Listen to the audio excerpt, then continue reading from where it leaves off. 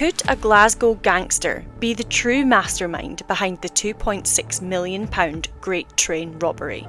Top crime expert Brian Anderson says he's convinced Glasgow Godfather Arthur Thompson Sr. was the brains behind the 1963 heist, which saw £2.5 million of cash stolen from a train travelling from Glasgow to London. The Great Train Robbery was carried out by a gang of 15 men, headed up by Thompson's pal Bruce Reynolds. With inside information, the gang intercepted a Royal Mail train travelling from Glasgow Central to London Euston, tampering with the signals to hold the train up at a railway bridge in Buckinghamshire.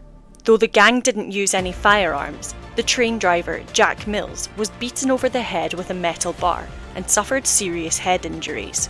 They made away with the equivalent of £70 million in today's money, hiding at nearby Leatherslade Farm.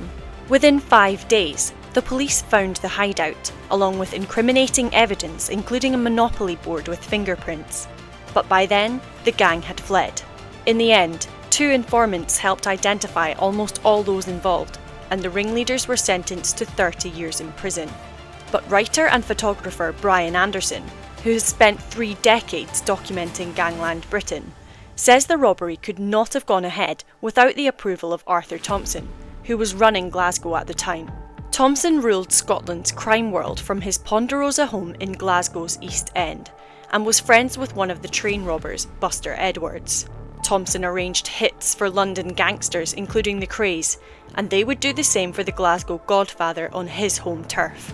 Anderson's theory was confirmed when he photographed and interviewed the infamous Ronnie Biggs shortly before his death, but the robber was too ill to speak. Biggs had escaped from Wandsworth Prison 15 months into his term, fleeing to Paris, Sydney and then Brazil before returning to the UK in 2001. Unable to speak, Biggs used a board of letters to answer Brian when he quizzed him on the involvement of Arthur Thompson in the Great Train Robbery. He pointed out the words that said, "I might have suffered a stroke and I might be in my 80s, but I'm not a grass."